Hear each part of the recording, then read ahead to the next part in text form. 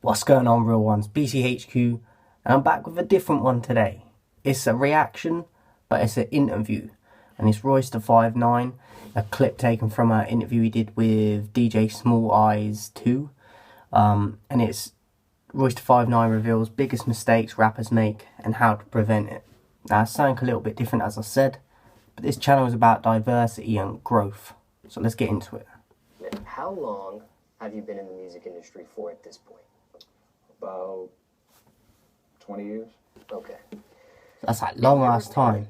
20 years he's been in the music industry, roughly. And he don't get the praise that he deserves. I think he's been getting it a bit more the last few years because like people noticing him with M. But this guy was doing shit for years. Way back as well. I've still got to check out a lot of his earlier stuff, but I know that he was doing stuff. 20 years, man, that's crazy. What you've experienced, what do you think is the biggest mistake rappers make? The biggest mistake rappers make? Yeah. I would say crossing that bridge when they get there. Explain. No matter what that is, it seems to be like a thing, the biggest problem is us coming in with no information, and we make decisions. I reckon he's going to go about the record labels and that, and people getting into dodgy deals and that, but we'll see. And we make adjustments as we get to certain places in our careers that we knew was coming, and I think a lot of times, the OGs that came before us, we're guilty of it too. My generation is guilty of it too. Just not sharing a whole lot of information, so... It's a fact. Yeah, when you... And that goes into with the collaborations with rappers as well. A lot of rappers don't want to collab with people, whether it's because they ain't got enough followers or the same level of views as them. They look at it as, you might be talented, but if you ain't got the same amount of fans as me, we can't hop on a track together because that's going to make my fans think, what are you doing? And that shit needs to stop because we're preventing each other growing from that and giving people good music as well. Shit like that, when you take care of business like that, there's a high probability for a lot of mistakes being made. You know what I mean? And it's actually problematic because a lot of guys don't bounce back from some of those mistakes.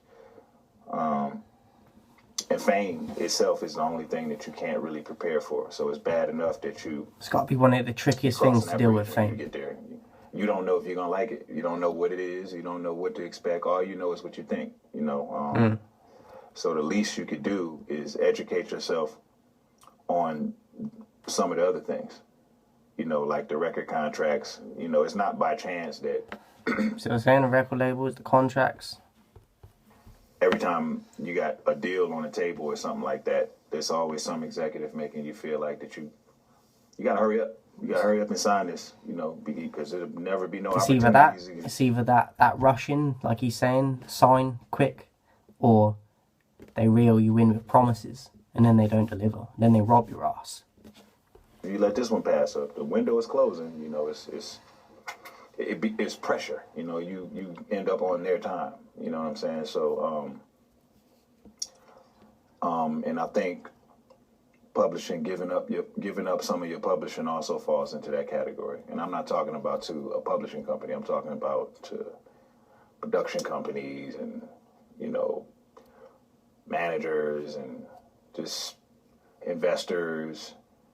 And everyone wants a slice. Really knowing, and then a lot of them end up in weird contracts, and when they start really making money and they start having an understanding of how the money comes in, and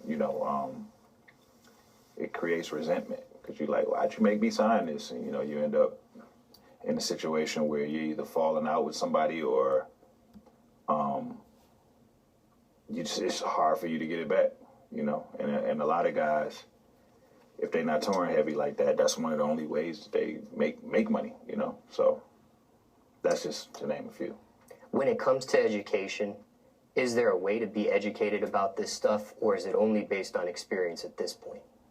Well, it goes two ways. You got the guys that learn from experience, who is there. They have a obligation to share information.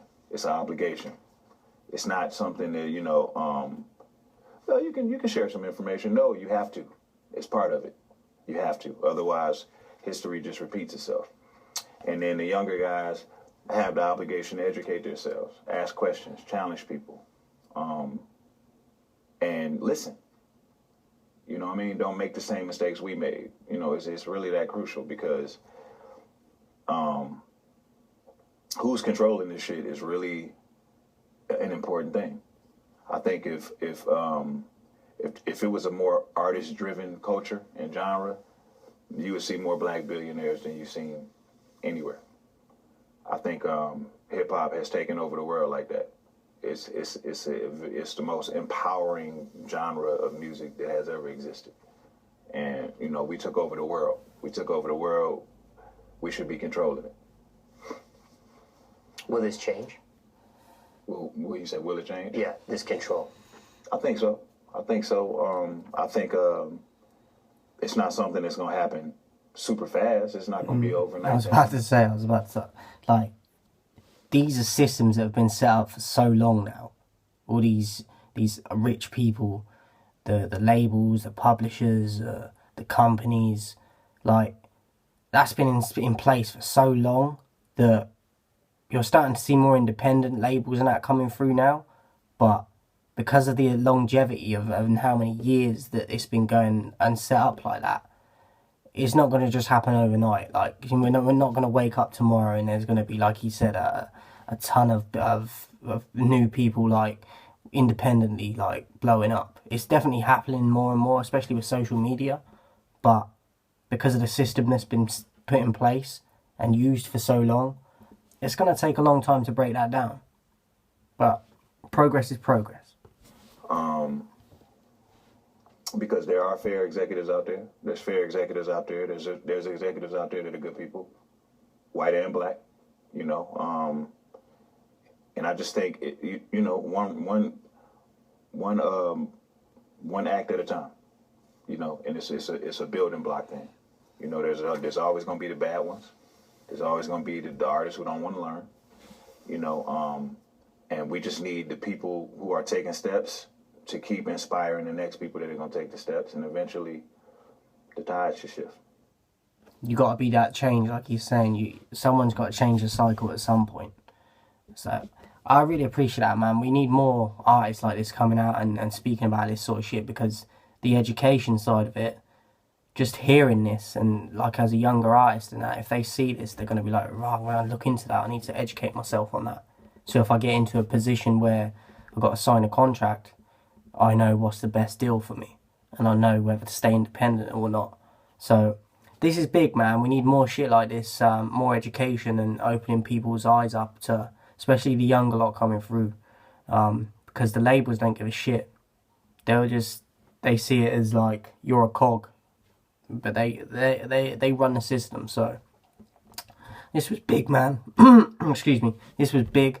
As I said, it is kind of a reaction, but it's a different one, interview type. So shout out to everyone supporting. They don't want to fuck the real ones.